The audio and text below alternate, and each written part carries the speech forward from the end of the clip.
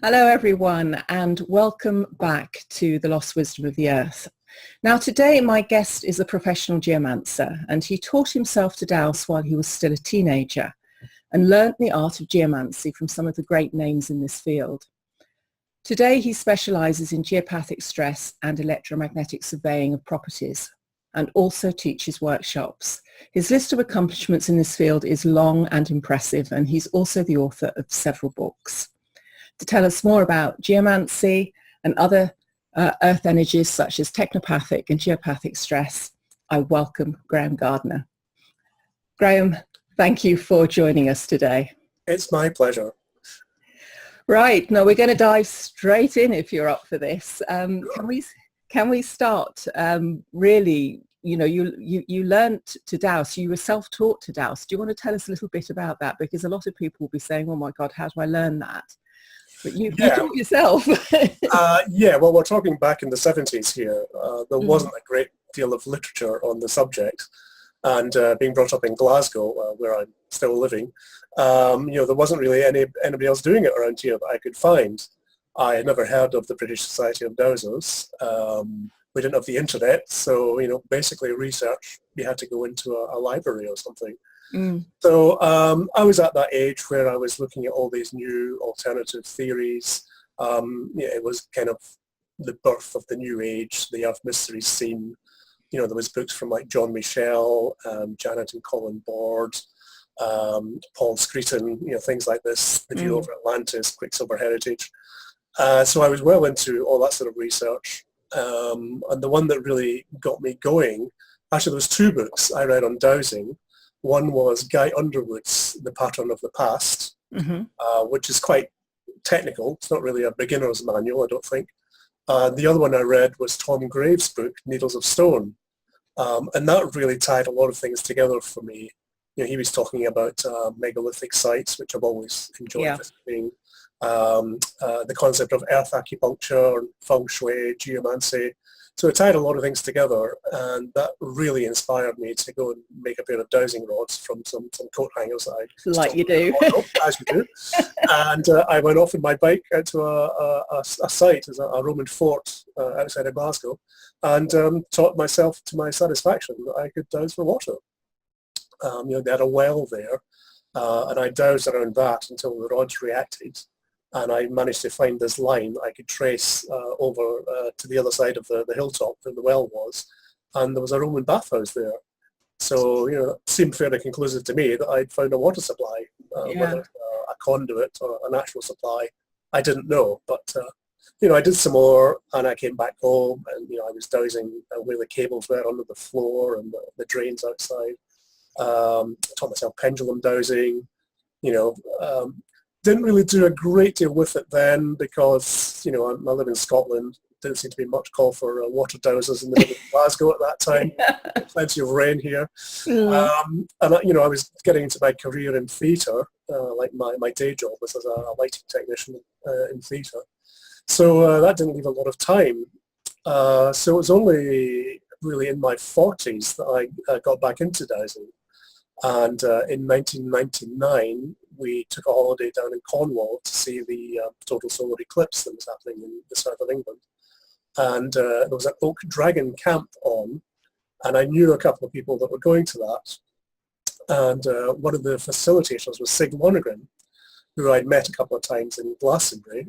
A friend. He's one of the big names, isn't he, in dowsing? He's one of the big names, yeah. We'll talk a bit more about him in a minute. So we went down to this camp, and it was like over a week. And the eclipse was, well, it was a little cloudy, but, we got the effect. I kind of remember that. Yeah, we got the effect. And energetically, there was lots of ceremony and stuff going on. So energetically, that was a big switch for me. But at the camp, there was a lot of dowsers from the British Society of Dowsers and their Earth Energies group there. And they were dowsing the effect of the eclipse on the energy lines and the water lines to see what was happening. So, there was a lot of dowsing classes and geomancy talks and workshops on.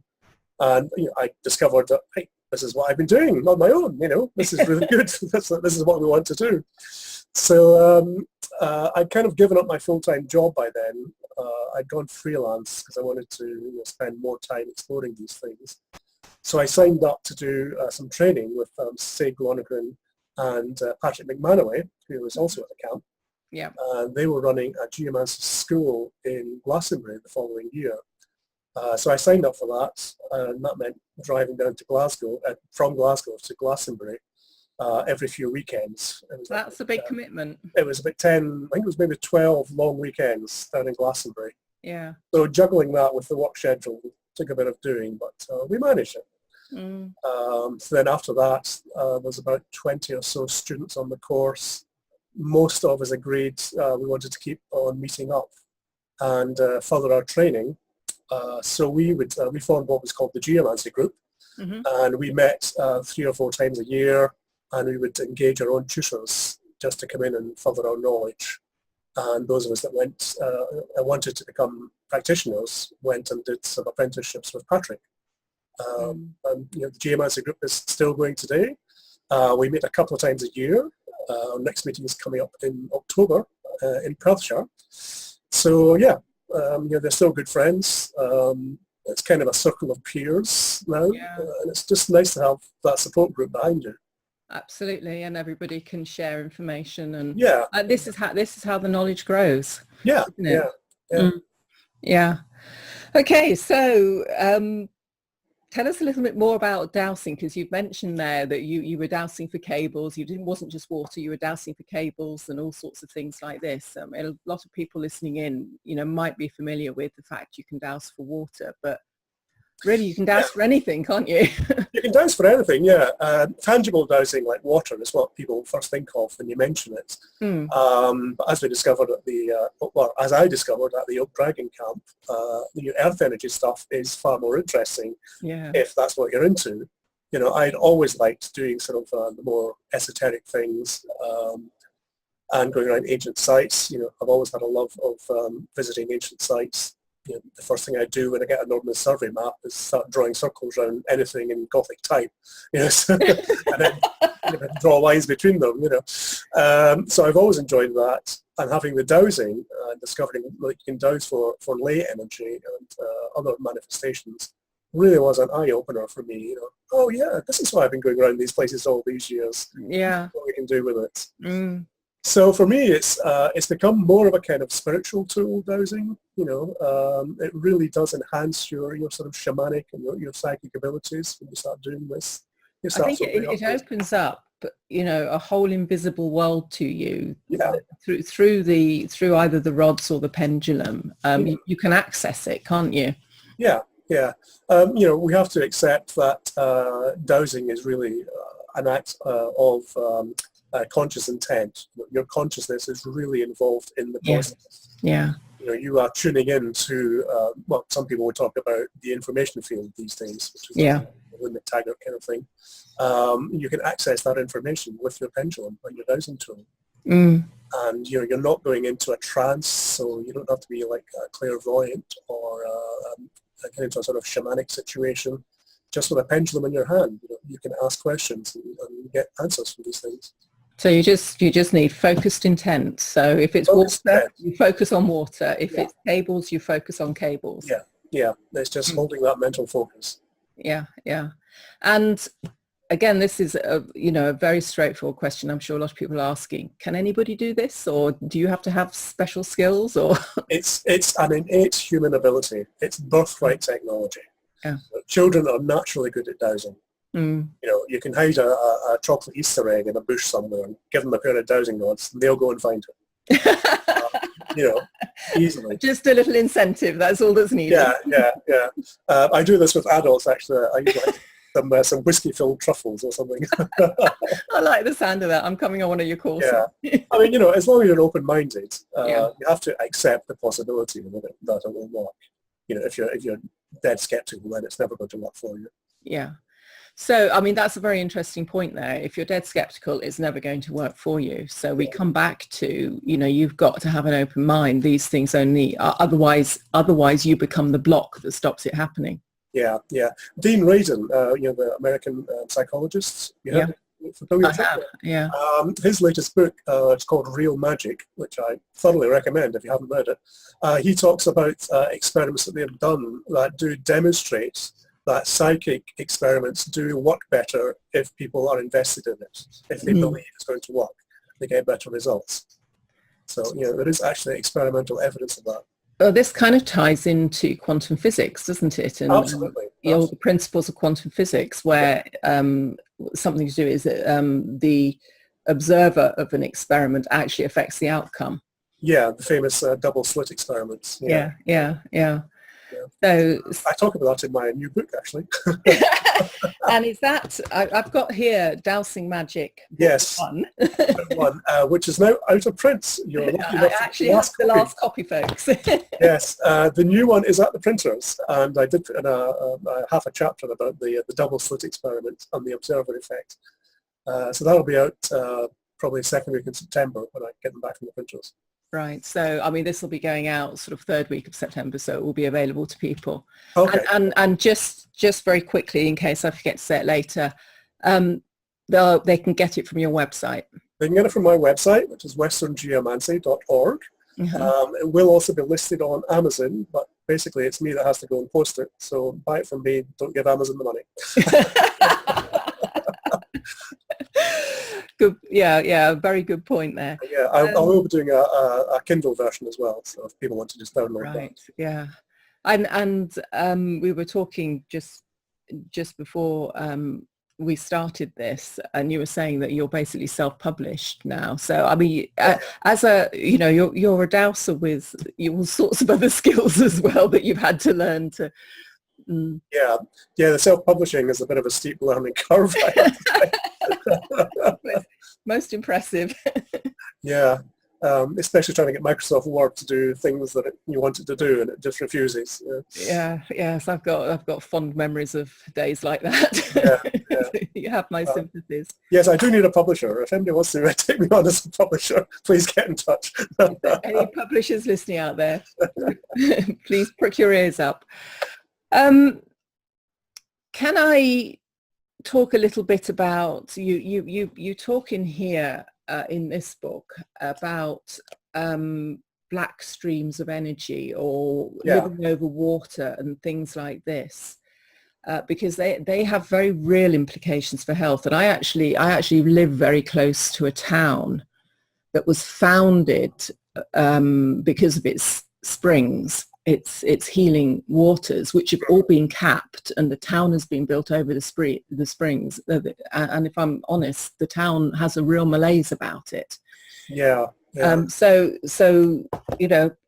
can you tell us a little bit about that and the problems with that and what they found? Sure.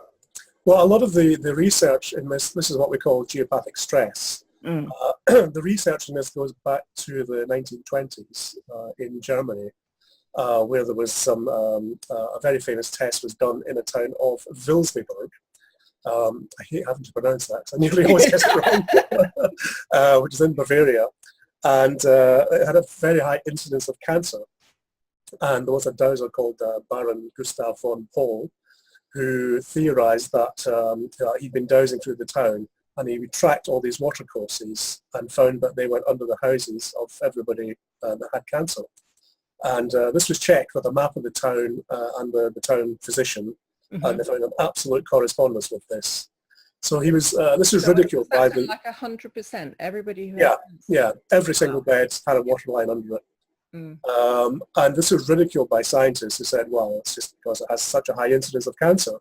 So he went and checked the town with the lowest incidence of cancer, and they found exactly the same thing.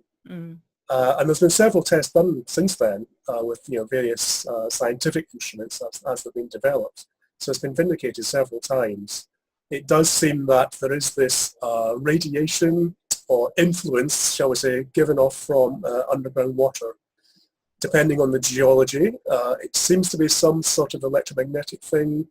That's it's very subtle radiation. It's spending a long time over it, like if you're sleeping over it. It tends to deplete the immune system. So if you have any ailments or illnesses, they're going to get exacerbated over time. Any sort of chronic things are just going to get worse. And any healing modalities that you're being put under by a practitioner it's going to be compromised because your immune system is constantly under attack. Yeah. So it basically is very draining. Yeah, it's very yin energy, so it's Yeah. very draining to the immune system. Yeah. Mm-hmm. The other side of the Earth energy picture is lays. Yep. I try not to say ley lines. There's a good reason for that. Actually, I'm trying to find out the first use of the term now, because everyone thinks, oh yeah, Alfred Watkins called them ley lines.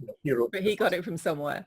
The old straight track. He never said ley lines. There's a lot you see in various sort of villages and things, lay field or lay farm or lay lane or things like this. Yeah. Well, Watkins called them lays because he found the word in so many place names. Yeah. Lay means a straight strip of land. So Right. a ley line is a bit of a tautology because you're basically straight. And Watkins never actually used the term. He only ever said lays. He never said ley line. Oh, well, this is Chinese whispers, isn't it? Yeah, it is. And also at dowsers, we like to distinguish them because there are the Watkins lays, which are usually visual alignments. Yeah. And then you get energy lays, which don't necessarily have to have an alignment. They can just be found as a straight dowsable line of energy. So that's the two. That's why we like to distinguish it. Yeah. Now, I've often thought is what you are terming the energetic lines as being a bit like the meridians that we have in our body. Yeah. So that's a fair analogy.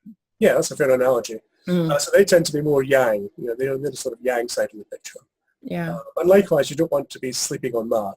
That's like having an espresso coffee and expecting I mean, I notice it quite when I'm on tour. Having worked in theatre, I tour a lot, and in hotel rooms, if I can't get to sleep, it's nearly always it's either the Wi-Fi or it's the bed is on a lay.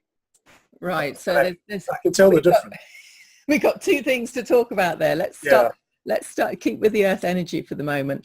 Yeah. So if you are sleeping on one of these, or you suspect you are, what can you do about it? Ring you. The first thing, you could move the bed. Yeah. That's the bottom line. If you can't move the bed, there are dowsing remedies that can be applied. Yeah. Most dowsers, the traditional fix is some form of earth acupuncture. Yeah. Like for water lines, it usually involves hammering in a steel rod into the line. Yeah. For energy lays, you can do some diversionary techniques just with intention, or you can use standing stones. There's various methods. Every dowser has their own thing. So, I mean, in Britain, we're lucky, and in large parts of Europe as well, there were these megalithic landscapes, they call them, where you find a lot of standing stones, stone circles on other monuments and things like that. Is this what they were doing? Possibly. I'm asking you as if Stone Age man. Yeah, well, we're still trying to rediscover all this ancient knowledge. Yeah. We don't know. I mean, I like to think of it that the stone circles were the sort of Neolithic equivalent of an electrical power grid. They're diverting the earth energies to where they needed to be. Yeah. But some interesting research has been done to show that most of these ancient sites are situated over magnetic discontinuities, where there's a variation in the magnetic field of the earth. Right. Some research has been done showing that seed germination is enhanced in these areas. I think that's probably quite simplistic. You're not going to build Stonehenge just to enhance your seed growth, I don't think. But it seems clear that they were able to seek out and utilize these areas. So yes, they were tuned in at some level that we are failing to appreciate now. So geopathic stress, sort of underground water lines or energy lines of some sort. I also recall reading somewhere that it can be caused by things like quarrying and roads being built, and where they pass through mountains or hills and things like this. Yeah. Is it man-made damage? Is it natural, or is it a mixture of both? It's a mixture of both. I mean, certainly in Britain, there's probably more man-made damage these days because, it's a small island. It's hard to build something that's not causing a problem. Yeah. But things like quarries and mines are very typical. Anything that's a cavity creates a resonance, particularly with lay energy. And that's also why, like wells that are capped, you still have a resonant cavity there, so that creates unhealthy energies as well. So yeah, so again, you would contact a professional to try and sort that out. It's not something you Yeah. yourself. There's been lots of cases where new roads or motorways have been built, especially where they've done like a big cutting through the hillside and they've disrupted some of the lays there, and you see an increase in road accidents at that spot. Some people have done remedial work on that, like putting in standing stones or quartz pillars and things. Yeah. Just sort of reconnect the lines. So, yeah. But it does remind me very much of the work that you kind of do on your own body from a holistic health point of view. If there's been a cut or maybe surgery on a part of the body that goes through a meridian, ley lines in the body. I mean you have to reconnect what has been severed, basically, for the body to start to thrive again. So it's exactly, we're talking about Mother Earth's body, aren't we? Yeah.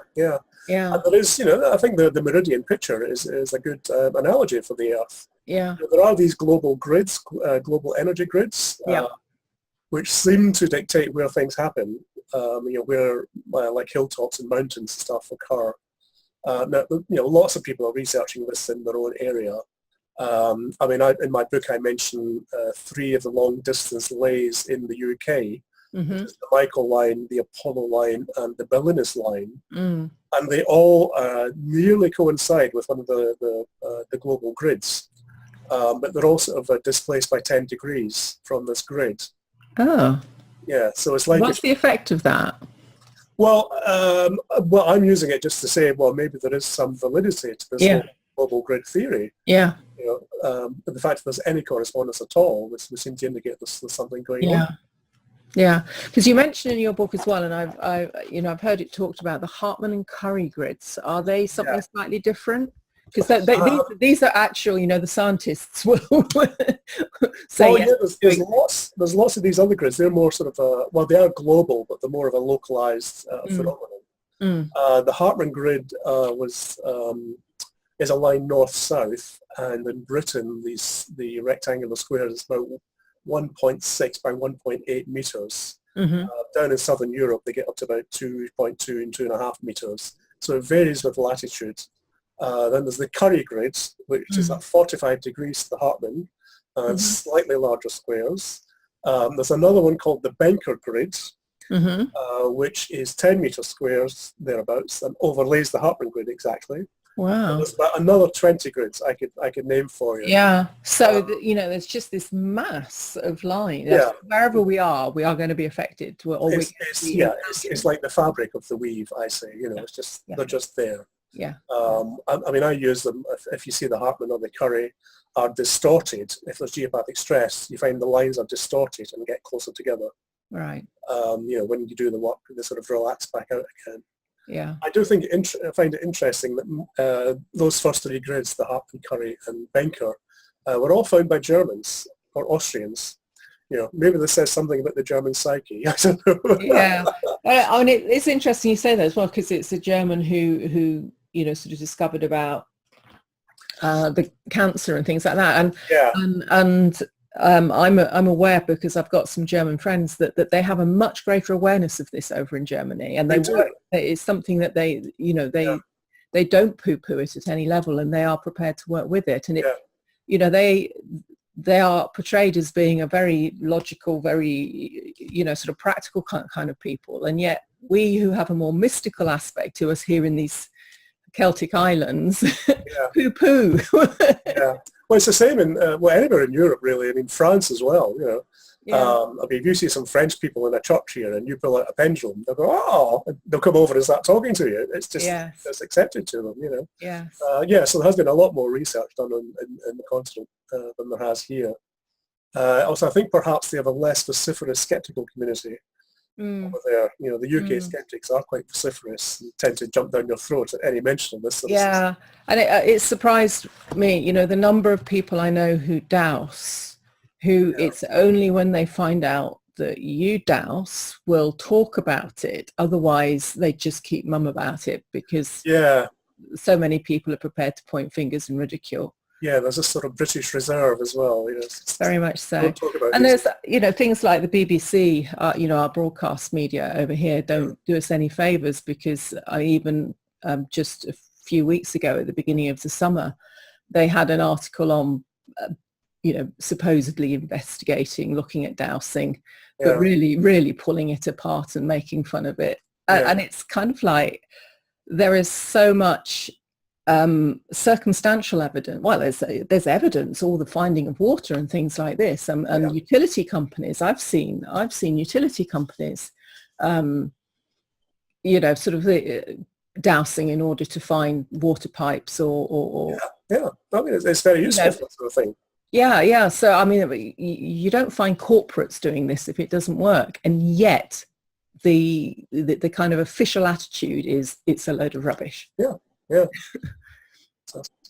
Well, We're a bit schizophrenic, aren't we? Can I go on next to talk about technopathic stress, because this is slightly different, and you know, nowadays it affects all of us. And I don't have a copy of the book, but you do, don't you? Can you just show everybody your book? Because this little book, everybody, is, you know, anybody who lives in the modern world needs to understand what's in this book, don't they? Yeah, this is a basic guide to technopathic stress. Now in its third edition. I keep updating this every couple of years just to try and keep up with the technology. I started writing this, I started researching this because we mentioned earlier, I can't sleep in a hotel. Usually it's the Wi-Fi. Yeah. It's not the Wi-Fi, often it's a lay that I'm sleeping on. Yeah. I started researching this when I was staying in a bed and breakfast in Dublin. I was there for 3 nights, and it was a nice quiet street. I dowsed, and there was nothing going on in the bedroom. Comfortable bed, dark bedroom, did not sleep a wink for 3 nights at all. Wow. And it was when I was checking out, I noticed that my bedroom was above the reception desk, and they had their Wi-Fi router on the ceiling, right underneath my bed. Wow. So that's what started me researching this. And, you know, I've worked in theatre lighting for, you know, quite a few decades now, more than I care to mention. So I've kind of been exposed to all these high levels of EMFs, you know, on a daily basis. And I'm actually quite sensitive to it now. Like I can't sleep when there's Wi-Fi on. I don't have Wi-Fi in the house unless I need it to update my phone. Yeah. You know, I'm going to switch so on. you use a what I call a plumbed-in connection. Yeah, I've got everything's on Ethernet. You know, yeah, as much as possible. So I started writing this because I find that the symptoms, like not sleeping, is one of the first symptoms of geopathic stress as well. So I had to start checking for this with clients. So I tend to eliminate the technopathic stress issues first, and then we'll go into the geopathic stress and see what's going on there, because the symptoms are so similar. Yeah. And there used to be a little photocopied sheet I would give out. As more things came along, I was getting to 4 photocopied sheets, and then I thought, you know, I should write a book about this. So we did. Yeah, much easier. Read this. yeah, read this. Yes, much easier. So the main things are, but the thing people don't realize is that Wi-Fi and cordless phones is another one. They don't realize that these are transmitting all the time, 24 hours. Yeah. Whether you're using them or not, you're getting exposed to this constant barrage of radiation, and you'll actually get a higher exposure than if you had like a mobile phone mast in your back garden. You know. So people who reject the mobile phone mast, but they'll have, and I'm sitting here. Yeah, I'm afraid with one of these here. Yeah. Yeah, I live being fried. Yeah, you know, I live in a Glasgow tenement, so you know I can pick up like 6 or 8 Wi-Fi networks without doing anything. Yeah. But you know, it's the level of exposure. You know, those levels are quite low because they're coming from other flats. Yeah.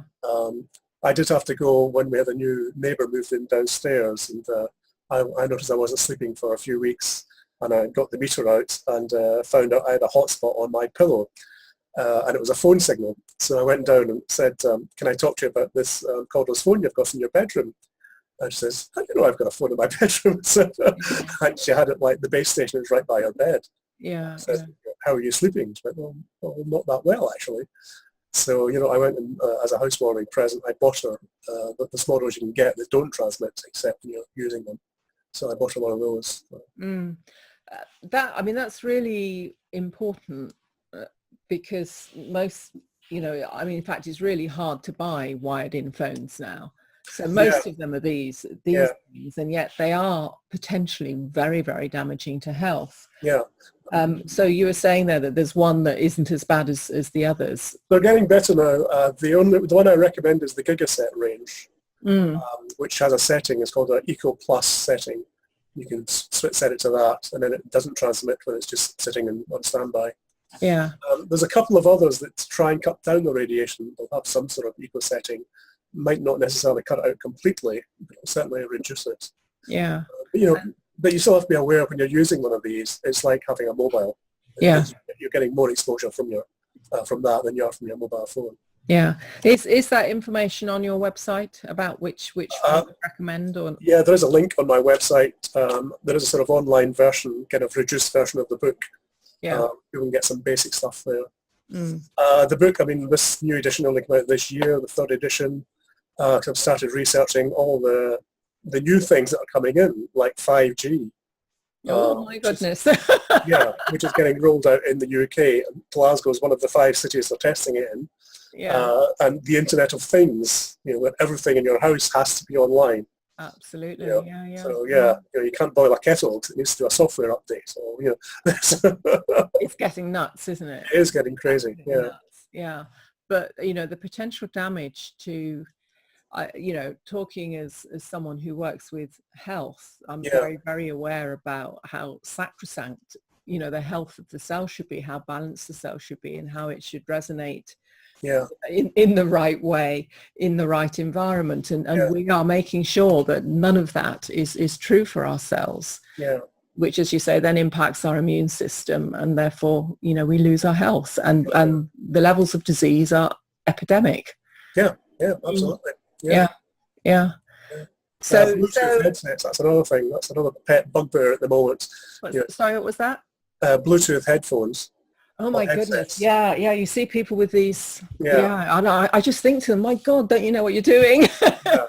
And not only a lot of the new ones, not only is it transmitting the music to the earphone, it's then transmitting through your head to the other earphone. And those headsets, you used to get the Bluetooth headsets. I got one when they first came out, but I very quickly stopped using it. It's just giving me a headache, Yeah. So. And I do recall reading some research that was about mobile phone users. And the incidence of tumours on the side of the head. Where they held their phone. Yeah. Well, my wife's boss at her work, one of the partners there, wore a Bluetooth headset all the time, and she'd had 2 tumours removed from that side of her head, and then she died from the third one. She was only 37. Gosh, yeah. It's just we love the convenience. This is the problem. We love the convenience of these things, and they do make our life more convenient. To be able to walk around with the phone when you're chatting to someone, not tied to a piece of wire that always was wanging back on you. It's wonderful, but there's a price to be paid for this, and it's kind of like, how do we walk the line between convenience and keeping ourselves safe? And the prices are health. Yeah. So there are just simple methods you can use to try and reduce it, like use speakerphone mode, or get an air tube headset. You can buy these headsets where the last section of the cable is actually an air tube. So there's no electromagnetics coming into your head. Right. Things like this. Yeah. Try and disable your Wi-Fi. Use things that are wired. It's fairly easy. But the number of people you see that have the Wi-Fi router sat next to the computer. Yeah. And it's like a foot away. You can plug a cable into that and switch the Wi-Fi off quite easily. Yeah. Yes. So let's just go through one or two obvious things that people can do, like sort of just get a length of the right kind of cable and Yeah. Yeah, I mean, there are some routers actually have a switch that you can switch off the Wi-Fi. I mean, I've got one on mine. I have a Netgear. I think the Netgear ones are quite good for that because they nearly always have a button to switch off the Wi-Fi. So if you have everything wired in, you don't need the Wi-Fi on. Well, as I say, except when I need to update my phone usually. Yeah. So you'll say to somebody, switch that off at night. Well, if you switch it off at night, that's a fairly easy solution, but the internet service providers don't like you doing that. No, they don't. Because they think your line is broken, and they'll start reducing your broadband speed, or maybe even cut you off. So yeah, I mean, some routers you have to go in through the software panel. It gets a little bit technical. You have to go in through the browser and switch it off. But it can be done. Okay. So, sort of this technopathic stress, and we haven't mentioned EMFs either. Well, that's part of the EMS, but yeah, the other source is power frequency EMFs from like the mains wiring. And dirty electricity is becoming a big thing. I think as you get sensitive to these things, dirty electricity starts to affect people more. Yeah. It's not big at the moment, but some people are quite sensitive to that as well. And that is caused by things like fridges, compact fluorescent light bulbs, everything that's got an electronic transformer on it these days. Yeah. It produces this really dirty electricity, which is like spikes in the mains. Yeah. The mains wiring actually radiates as an electromagnetic frequency, as a radio frequency pulse. The worst offenders in that are solar panels. Oh. Which people don't like because they're not thinking, oh, I'm very ecological here, I've got everything on solar panels. Absolutely, yeah. Their dirty electricity will be off the scale on the meter. And of course they're sitting up above your head, aren't they? Well, it's not that, it's the fact that your mains wiring is radiating this okay, frequency stuff from it. I mean, fortunately they're not on at night, so that's the benefit of it. Yeah. But it is quite hard to deal with that. You have to invest in some large industrial scale filters, which can cost £2,000-3,000. Wow. Yeah. So I mean, this is very, very serious stuff. Yeah, I mean, normal domestic dirty electricity you can treat with some plug-in filters. The solar panels, you have to get these industrial ones, and of course the panel installers don't want to put them in because it will add that to the price. They're not expensive enough. So, yeah. Yeah. That is something that we need more of in Britain, I think. And well, that's really interesting because I hadn't realised any of that about solar panels. What about smart meters? Because they're being they're being rammed down our throats, aren't they? How long have we got? Yeah. Yeah, smart meters. That's a big thing. There's lots of campaigns about smart meters. If you go to stopsmartmeters.co.uk, you'll get loads of information on that. They're transmitting. Usually the ones I've come across in Britain tend to be using the 4G networks at the moment. But they want to upgrade them to 5G. And they're also transmitting on your Wi-Fi. Like they need a working Wi-Fi connection so that you can get your little remote meter. I think the whole scheme is a colossal waste of money, to be honest. I saw a report recently that said the average saving per household is probably only going to be £11 a year. Yeah. The amount of money they're spending putting these in. I've talked to one or two people, and they reckon their usage has gone up since they had the smart meter. Yeah, certainly bills have gone up in a lot of cases. Yeah. Also, the ones they've been putting in are what's called the SMETS1 meters, which are the ones that means you can't switch. If you switch supplier, it just becomes a dumb meter again. So it's still transmitting, but it's not actually doing you any good. It's not sending the information back, so you still have to go back to the meter. The second generation ones are coming out this year, any day now, and some suppliers are waiting till they come out before they put them in. So all the meters that have already been put in will have to be changed. Well, I mean, and we say we're an intelligent species. There's something absolutely dumb about this at every level, isn't there? Yeah, and they haven't even met anywhere near the target. It's supposed to have, I can't remember the figure, but basically everybody's supposed to have one by 2020. They're not even a third of the way through that. Yeah, and there is a lot of coercion going on. I mean, these are meant to be optional, and yet they really are trying to strong-arm people into having them. They are optional. You're not legally obliged to have one at all. But yeah, like you say, they are strong-arming people, sending them almost threatening letters saying you have to have this. Yeah. Or your old meter is faulty, we need to change it. Yeah. And people need to be aware that there are very real health implications that go along with this. Yeah. I don't think it's going to save you money. There's the health implications. It's also, I think the whole system is open to being hacked. I think the security is problematic on them. Yeah. We don't have the infrastructure for all the collection of data yet. This is why they need the 5G networks, which means more transmitters at every street. There will be a transmitter on every lamppost. Every lamppost will have one, so that they can all hook into this smart grid, as it's called. So that infrastructure is not there yet. It also means, of course, that companies can remotely disconnect you if you haven't paid your bill. Once you get the Internet of Things, where every appliance is connected to the Internet, they could do things like turn down your fridge thermostat at peak times to save energy. So you won't want it turned down? No, but the company will to balance the power a bit more. I mean, it's kind of like it's disempowering people at every level, isn't it? Disrespecting our sovereign space at every level. Major privacy concerns with it. So, Oh dear, Big Brother, here we come.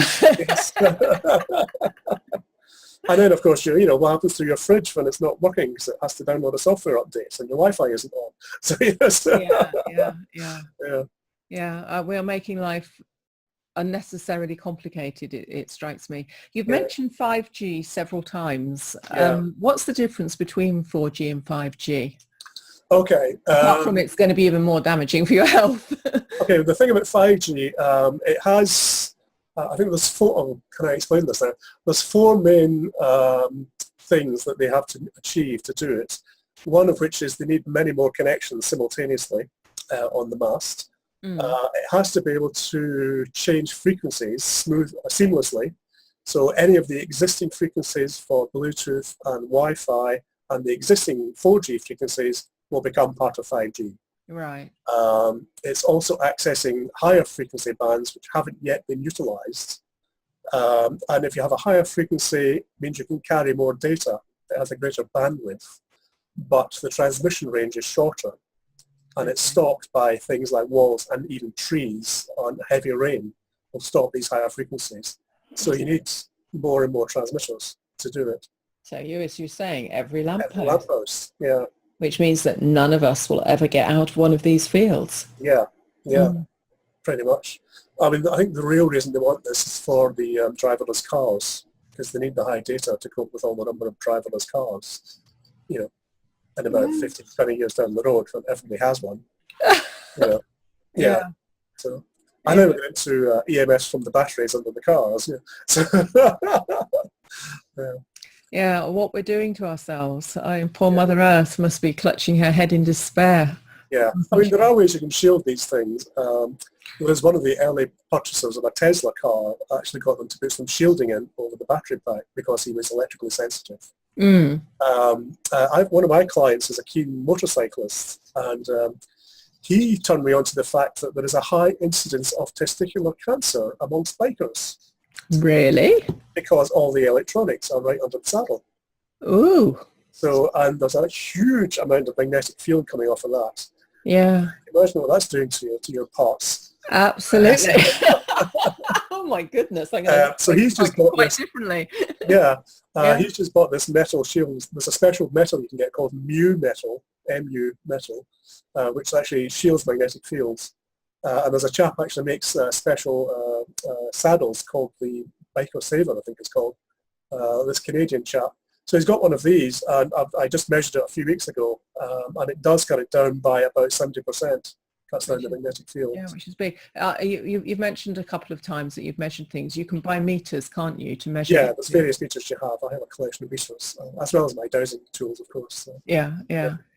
And to get back to dowsing, because we've kind of like sort of gone on a bit of a detour, but it's a really important detour, isn't it? A really important one, this. Could you douse these fields? Yeah, you can certainly douse the extent of the fields if you want to. And if you haven't got anything else, I will do that. You can numerically assign a number to anything you find. Yeah. strength of a field, which will be relevant to you. Might not be the same to anybody else, but it will be relevant to you. So you could sort of say, show me if this line is harmful to me on a scale of 1 to 10, with 10 being very harmful. Yeah. There's various things like that. You can do Yeah. percentages or whatever. Yeah. There's various scales have been developed over the years by dowsers. One of the European ones is called Bovis units, after Antoine Bovis. He was a French guy that came up with it. Mm-hmm. And that's quite complicated. Originally I think it was just 1 to 16. Then it developed it based on the frequencies of angstrom units, subatomic units. And that gets very complex. I've yet to find two dowsers who get the same results with any of these scales. I will use a simple plus or minus scale. I've got one here in my other gadget, which you probably haven't seen. Oh, yeah. Yeah. So there's a center line. Oops, my test throwing it in there. There's a center line here. Yeah.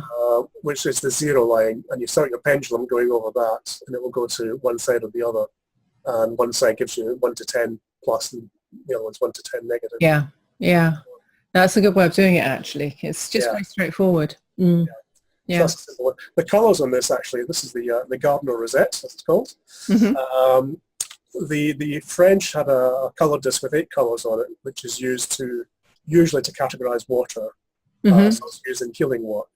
And I found that the 8 colours weren't enough for earth energies, because I kept clairvoyantly seeing these on these big energy lines, these other colours. So I've added some more colours to this, which is quite useful for earth energy work.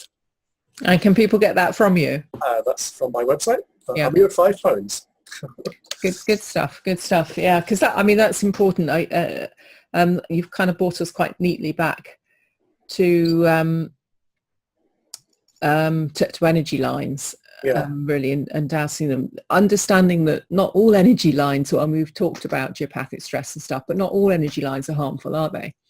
No, not all that harmful, no. Like a lot of the grid lines, it depends which grid line it is and where it is. Yeah. If you have a crossing under your bed, that could be, you can get a little vortex there, which can be problematic.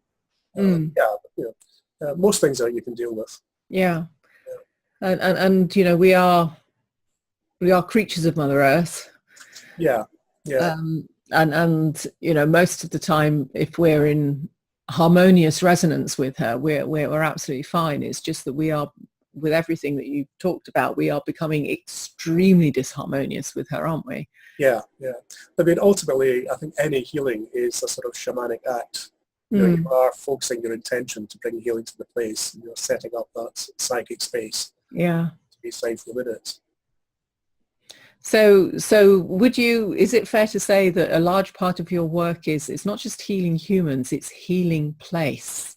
Yeah, that's the main part of my work. Well, that's the secular work of a geomancer, is this healing place. Yeah. The fun stuff is building sacred space. Okay, tell us a little bit about that. Well, there's a whole art of geomancy in dowsing to find the appropriate place where you have a good configuration of earth energies. And then there is the design of the space. We include things like sacred geometry. Using a sacred geometric form enhances the energies. Which is why the Gothic cathedrals are such powerful spaces. Yeah. The geometry enhances the energies. And it's all the same ratios in geometry, in architecture, in music. They all have the same ratios, so they all work together. Right. So this is why, all the Gregorian chant and sacred music works very well in these spaces. Yeah. It does raise up the energy. So we try and include that. And then there is alignments, try and bring in astronomical alignments, connections to the local landscape. All these things enhance the energies of the space. Yeah. So somebody could do this potentially. They could set up, a sacred space, a healing space, if they can find it within their home, within their garden. Yeah, absolutely. Lots of people do have little stone circles in the gardens or labyrinths. Labyrinths are very easy to do. They're a great favourite for dowsers because, a labyrinth is a very energetic form. Yeah. Itself. A labyrinth will call in a water signature that you can douse after only a few occasions of walking it. Wow. Even a temporary labyrinth, at the end of the day, you can douse a water line or two. Well, this is amazing, because you're sort of saying a particular kind of a shape, Yeah, whether it's a labyrinth or, I don't know, shall we say a pentacle, a five-pointed star, or yeah, anything like yeah. that. I mean, it will actually call a type of energy in. Sure, yeah. And you can create it in your flat, in your living room, just by placement of furniture and power objects. You can make Yeah. it yourself. Yeah. So this is magic. This is effectively magic. Yeah. Yeah. There's one. There's a labyrinth I did a couple of years ago over in Italy. It's in a healing centre, and I Mm. designed them a custom labyrinth. It's a custom, unique design, and I dowsed the position for it, and there was two lays running through it, and I put it at the crossing point of these two lays. One of them was sort of running vaguely east-west station, the other one was vaguely north-south-east, but not quite. And we built the labyrinth, and then after it was finished, and before we did the ceremony to open it, we were exploring the surrounding area. And I found, they took me to this ancient site behind the village, which is an old hill fort. It was a circular oval enclosure with 3 banked ditches. And I dowsed a lay coming from that. It seemed to be going over towards where the healing centre was. And then the following day we went another walk the opposite direction. And down the hillside we found this little chapel dedicated to Mary. Mm-hmm. And I dowsed another lay running through that. And I plotted these on my phone in Google Earth. I took a GPS reading. Yeah. When I go back and put it into Google Earth, the two of these have a line that runs right through the centre of the labyrinth. So this was the layer that I had dowsed. Right. And I had no idea of the existence of these places before I built that site. Yeah. So, it's a good indication when you're in tune with the universe, with upstairs. Absolutely. Yeah. Yeah. There's a story in this book about St. Surf's Church, which I found quite fascinating, because it was kind of like they were using something to block. Yeah, this is another French researcher called Blanche Mertz, and she found that a lot of these ancient Egyptian temples and older spaces seem to eliminate the Hartmann grid from the interior. Don't know why. Maybe it's just not conducive to a sacred space. It doesn't help you transcend. Yeah. I found this, and that was one of the churches when I first discovered this. I've since found it in quite a few other older churches, where the grid lines will sort of bunch up around the outside, and then you'll get nothing inside. But So St. Surf's Church, it's just a dead space.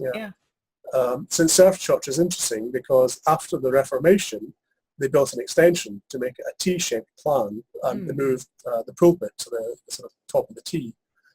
So the preacher is looking 3 ways. And as you walk down into the extension, the Hartmann grid suddenly goes back halfway down. When you get outside where the old walls were, you get another bunch of lines, and then the grid is back. So so that's interesting. So they'd lost the understanding of whatever it was. This is what we're still trying to get back to these days. Yes. Yes. Why did they do this? Yeah. Well, it's people like you and Patrick McManaway and all of the others who are, working so tirelessly to just try and rediscover. Yeah. Because either this knowledge has gone well and truly underground, or we have just forgotten it because we've got so in love with our technology, basically. Yeah. So it's this is the reason I do it and why I like teaching it, because it's trying to pass on the knowledge. Yeah. Because young people, it's hard to get their face out of a mobile phone. Yes. They can't tell you what phase the moon is. They can't find north on a clear night. Yeah. Yes. Yeah, and this is, it's vastly important. Well, before we finish, can we just talk a little bit about how people could learn more from you, or how they could access your services? Because there's some really important stuff that we've covered here that plugs in to not just understanding Mother Earth, but also people's ability to live well on the earth. Healthily. Well, you can contact me through my website, which is westerngeomancy.org. I'll make sure that's up. There's also a YouTube channel, Western Geomancy. I've got a few videos on there. I'm on Facebook as Grahame.Gardner, so you can connect with me there. Okay. On Twitter, Twitter is @GrumGeo, GRUMGEO. Okay, I'll put all of this up so people have the different contact points. Yeah, yeah. So yeah, dowsing is just a really good self-development tool. Yeah. For Yeah. mental training, spiritual development. Yeah. So you do workshops for people. I do run workshops, usually in the spring and the autumn. I have. And that's in the UK, is it, or do you go abroad with them? That's the UK, although I go abroad. I regularly present at conventions in America. I was at one in California just 2 months ago, the West Coast Convention in Santa Cruz, which is great because it's hot. Yes. Always a treat for us Brits, isn't it? Yeah. Earlier this year I was over in Lisbon at the Feng Shui conference, been to Japan. Yeah, always it's interesting. You mentioned Feng Shui, and it is worth letting everybody know that actually this is one of the aspects of Feng Shui, isn't it? Very much so. It is very much an aspect of Feng Shui. I think Feng Shui operates on a higher level, higher frequency, if you like. It's more a sort of pure intent frequency. Dowsing likes to get down and see what's actually happening underneath. Yeah. But it's a good cross-platform discipline, I think, to learn. Yeah. And dowsing is like it's the new magic. Dowsing is the magic for the 21st century. Yeah. Because magic is all about really holding your intention and causing change in accordance with will. And dowsers are very good at that. So, we don't need all the accoutrements. You don't need to dress up with the candles and the ropes and all the rest of it. No pointy hat. No, I have got a pointy hat. You've got to have some fun, haven't you? Got to have some fun, yeah. And you do consultations for people? I do consultations. Well. Do they have to come and see you, or do you have to go to their house, or can it be done remotely? I do both. It can be done remotely. If it's in America, I'll usually do it remotely.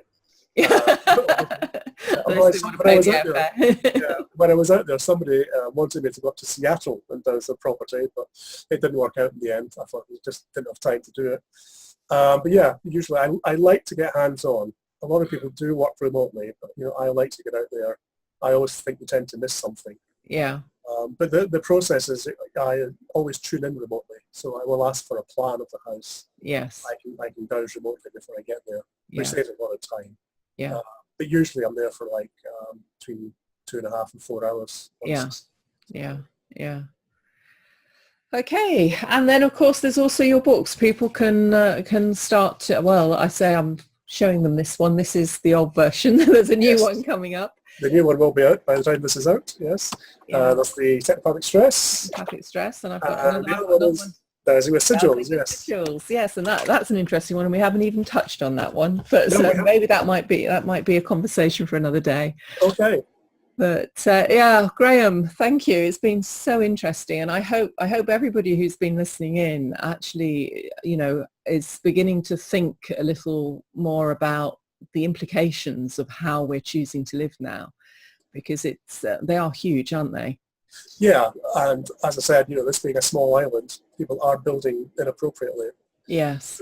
There are, I believe in Austria, there are certain cantons where you have to have a dowsing survey before you can buy or sell a house. Oh my goodness, if we ever get to that in the UK, it will be a frosty Friday, won't it? Well, I'd be happy. Yes, I would be happy as well. I think it's so important, one of the things that you said, everybody can do this. This is a skill. You taught yourself. You read a book. You went to the wardrobe. You got yourself some metal coat hangers, and you made your first tools yourself. Cheapest chips. Yeah. You don't need the special tools. I have nice pendulums and stuff. It's nice to have nice tools, but you just have a nut on a string. Yeah. Or a pendant. Yeah. Anything really. Yeah, so it's just a means, whether it's rods or a pendulum, it's a means for focusing what's coming through your body. Yeah, the body is the instrument. The tool is just showing you what's happening. And in these times that we live, with everything sort of piling up on us, the ability to dowse and to understand your environment, whether your environment is healthy or otherwise for you, is huge, really. Yeah. Got big implications, like you being able to go down and sort of say to your neighbour, would you please move your phone? Yeah, I mean, people tend to apply dowsing to their own particular discipline. So if you're doing feng shui, you'll use it for feng shui. Yeah, If you're working in a health centre, you'll probably use it for that. yeah, It's a really useful tool in every walk of life. yeah, yeah. Right, wonderful. Well, thank you so much. It's been a pleasure. Yeah, it's been wonderful. And to everybody listening in, please, please, please, this is such a simple skill and yet such a profound one. So my thanks to you, Grahame, for giving us time to tell us more about it and all the implications of technopathic stress, which really I think are very scary. Yes, and I shall see everyone again tomorrow with another guest. So thank you all for listening, and thank you once again to Grahame Gardner. Thank you. Thank you.